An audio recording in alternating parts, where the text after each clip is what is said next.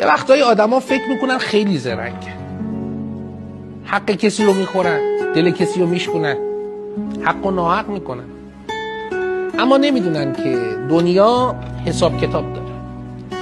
تقاص قانون نانوشته زندگیه. ببینید فوری نمیاد، با سر و صدا نمیاد، اما یه روزی یه جایی، از جایی که اصلا فکرش هم نمی کنیم، زندگی همون درد و همون بی‌عدالتی رو بهمون میچشونه. واقعا حق الناس شوخی نیست.